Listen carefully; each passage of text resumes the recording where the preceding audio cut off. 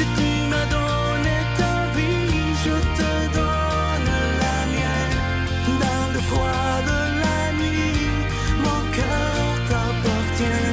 Et quand la tristesse arrive, je sais tu es là, toujours près de moi. Bonjour, bienvenue à votre émission La Victoire de l'amour. J'espère que vous allez bien. Ce matin, j'ai lui à vous présenter ce matin. Imaginez, je vais vous raconter son histoire. Premièrement, il s'appelle Piccolo. Imaginez qu'un jour, j'arrive à la maison et ce petit chat qui avait 2 mois environ était abandonné. Il était sous la haie de cèdre, il pleurait. Et là, je me demandais qu'est-ce qui se passait. Vous savez que j'ai déjà 2 chiens et je m'étais dit, je ne peux pas garder le chat. Et j'ai appelé dans un refuge et là, en quelques heures, parce que le refuge, il m'avait dit d'y aller le lendemain matin. Mais en quelques heures, je me suis attaché comme un enfant et j'ai dit non, je l'adopte, je le garde avec moi. Et mes 2 chiens l'ont aimé. Et si je vous le présente aujourd'hui, c'est que c'est tellement important de prendre soin des petits animaux. Et là, je ne veux pas juger, mais je ne comprends pas que des gens puissent abandonner des animaux comme ça dehors. Il pleuvait quand je l'ai trouvé. Et c'est d'une grande tristesse. Et si vous avez des animaux, je sais que vous êtes nombreux à m'écrire, vous m'envoyez vos photos de chats, vos photos de chiens, parce que vous savez que j'aime beaucoup les animaux. Vous savez que Saint-François d'Assise parlait même aux animaux. Et je voulais vous le présenter ce matin. Et tantôt, je vais vous lire dans quelques secondes une lettre d'un chat qui est à son maître. Vous allez voir, c'est tellement touchant. Et tout ça pour dire que je vous comprends quand vous dites que vous avez de la peine quand vous perdez votre chien ou votre chat, parce qu'en cette période de pandémie, ces petites bêtes nous font un bien énorme. Alors, il s'appelle Piccolo et maintenant, il fait partie de ma famille. J'aimerais vous partager une très, très belle lettre d'un chat à son maître et ça a été écrit par Myriam Maran-Cantenaire. Vous allez voir, c'est de toute beauté. Écoutez bien, surtout si vous avez un chat ou un chien, c'est très touchant. Je vais vivre près de 20 ans. Si c'est pour me haïr, pour me faire souffrir, pense-y à 2 fois avant de me prendre avec toi. Essaie de m'aimer tel que je suis, parce que ce n'est pas moi qui ai choisi ma condition, de même que je n'ai pas la possibilité de choisir mon maître. Accorde-moi du temps pour comprendre ce que tu veux de moi. Avant de me crier dessus pour m'éduquer, est-ce toi qui te trompes ou est-ce moi qui n'ai pas compris ce que tu attends de moi? Aime-moi, car je ne vis que pour cela. Ne te fâche pas contre moi et ne me punis pas. Tu as ton travail, tes amis, tes loisirs, et moi, je n'ai que toi. Parle-moi de temps en temps. Quand je ne suis encore qu'un bébé, un chaton, ne me considère pas comme un jouet dont tu te débarrasseras lorsqu'il ne te sera plus d'aucune utilité. Car mon amour pour toi sera éternel. Prends soin de moi alors que je vieillirai et que je serai édenté, que je serai sourd et que je ne pourrai plus marcher. Quelqu'un, à son tour, prendra soin de toi, car la vieillesse est la même pour tous. Accompagne-moi pour mon dernier voyage. Ne dis jamais « c'est plus fort que moi, je ne peux pas regarder » ou « arrangez-vous pour que je ne sois pas présent ». À tes côtés, tout est plus facile. Ceci sera la contrepartie à la fidélité, au dévouement dont j'ai toujours fait preuve à ton égard. Quand je ne serai plus là, ne sois pas triste, au contraire. Essaie de rendre heureux un autre chat et aime-le comme tu m'as aimé. C'est-tu assez beau, hein? Si notre chat pouvait parler, si notre chien pouvait parler. Et comme je vous disais tantôt, en ce temps de pandémie, ces petits cadeaux du ciel, c'est des cadeaux de Dieu, hein, les animaux, c'est lui qui les a créés. Moi, je suis sûr qu'il y a beaucoup de gens qui sont passés à travers ce qu'on vit présentement grâce à un chien, un chat, un oiseau, peu importe l'animal. Et ça a fait beaucoup de bien. En tout cas, moi, ça me fait beaucoup de bien dans ma vie personnelle. Notre Père qui es aux cieux, que ton nom soit sanctifié, que ton règne vienne, que ta volonté soit faite sur la terre comme au ciel. Donne-nous aujourd'hui notre pain de ce jour. Pardonne-nous nos offenses comme nous pardonnons à ceux qui nous ont offensés. Ne nous laisse pas entrer en tentation, mais délivre-nous du mal, car c'est à toi qu'appartient le règne, la puissance et la gloire pour les siècles des siècles. Amen. Mon Père, je m'abandonne à toi. Fais de moi ce qu'il te plaira. Quoi que tu fasses de moi, je te remercie. Je suis prête à tout, j'accepte tout, pourvu que ta volonté se fasse en moi, en toutes les créatures. Je ne désire rien d'autre, mon Dieu. Je remets mon âme entre tes mains. Je te la donne, mon Dieu. avec tout l'amour de mon cœur parce que je t'aime et que ce m'est un besoin d'amour de me donner, de me remettre entre tes mains sans mesure, avec une infinie confiance, car tu es mon Père.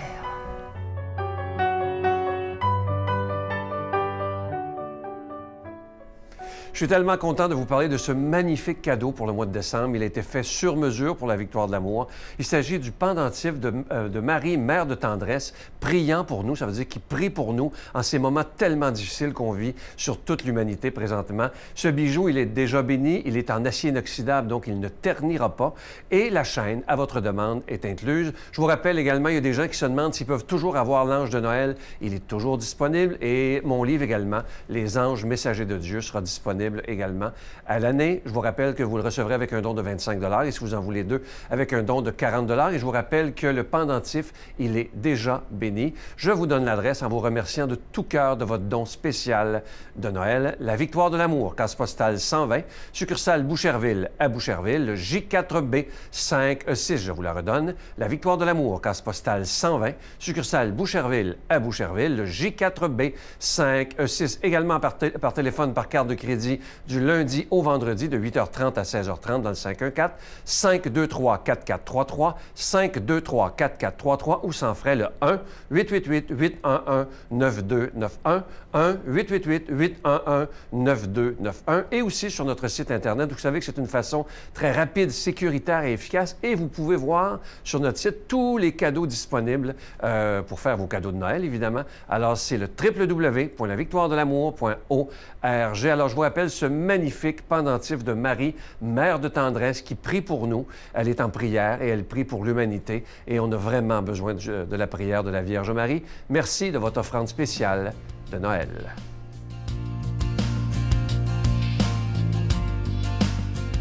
Mon Dieu, donnez-moi la sérénité d'accepter les choses que je ne peux changer, le courage de changer les choses que je peux et la sagesse d'en connaître la différence. Amen. Aujourd'hui, la parole de Dieu est proclamée par un nouveau venu dans la famille de la Victoire de l'amour, le Père Emmanuel Zétino.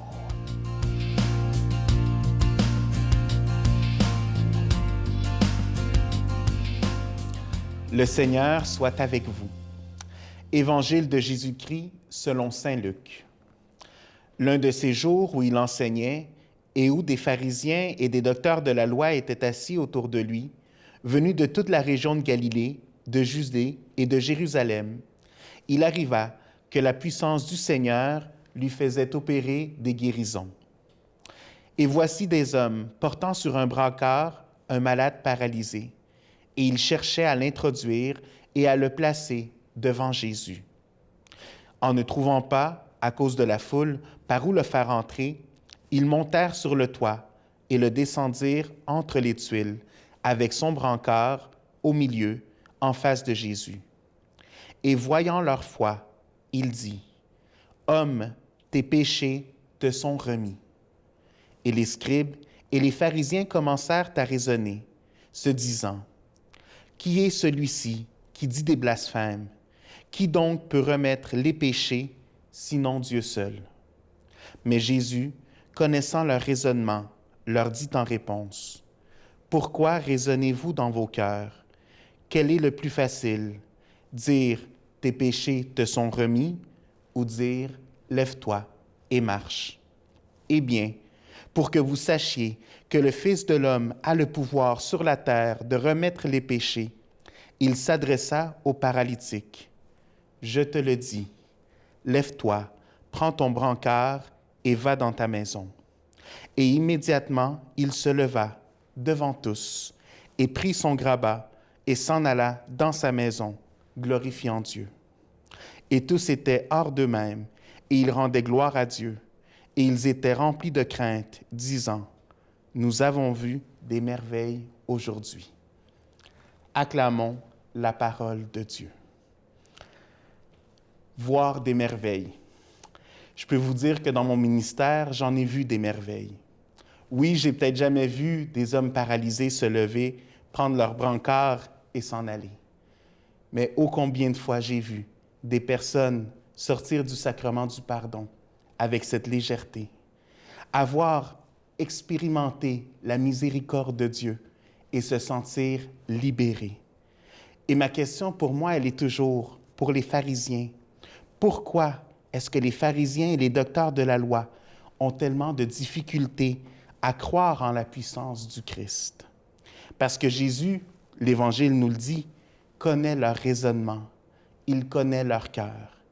Et je me dis, possiblement, ils étaient si proches de la loi et veillaient tellement à la vivre que peut-être ils ne se sentaient jamais dans le besoin de vivre la miséricorde de Dieu. Peut-être leur cœur n'avait pas senti ce besoin de l'amour et de la miséricorde du Père. Jésus, aujourd'hui, nous aide à voir cette miséricorde. Aujourd'hui, jour de Saint-Ambroise, je vous partage une petite prière qui vient de lui pour essayer de comprendre ce mystère et cet amour qui est dans la miséricorde de Dieu. Il dit, « Laisse-moi, ô mon Jésus, laver tes pieds sacrés. Tu les as souillés depuis que tu marches en mon âme. Permets-moi de laver les souillures par lesquelles j'ai déshonoré tes pas. Mais où prendrai-je l'eau de la source pour laver tes pieds? À son défaut, il me reste mes yeux pour pleurer, et je couvre tes pieds de mes larmes. Puis-je me purifier moi aussi? » C'est sûr que nous rendre devant Dieu, ça prend une grande humilité. Humilité de reconnaître sa grandeur, sa beauté, et de reconnaître le besoin que nous avons de lui. Quand nous sommes incapables de pardonner de notre cœur humain, quand on sent cette douleur-là qui est là et qui est pesante, justement, tournons-nous vers Dieu et demandons-lui de pardonner selon sa miséricorde. Parce que c'est ce qui est beau. Quand nous recevons la miséricorde de Dieu, que nous sommes capables de la vivre, nous sommes appelés également à la vivre envers les autres. Et c'est pourquoi quand Jésus dit « Soyez miséricordieux comme mon Père est miséricordieux », cela devient possible quand nous nous approchons de ce cœur sacré de Jésus. Mes frères, mes sœurs, puissions-nous expérimenter et vivre cet amour, cette miséricorde de Dieu, pour être capables, après ça nous-mêmes, d'en être l'instrument et de pouvoir la partager avec ceux qui le désirent. Vous allez voir la libération que cela produit dans une âme qui cherche Dieu. Le Seigneur soit avec vous et que Dieu Tout-Puissant vous bénisse, le Père, le Fils et le Saint-Esprit. Je vous salue Marie, pleine de grâce. Le Seigneur est avec vous. Vous êtes bénie entre toutes les femmes, et Jésus, le fruit de vos entrailles, est béni. Sainte Marie, Mère de Dieu, priez pour nous pauvres pécheurs, maintenant et à l'heure de notre mort. Amen.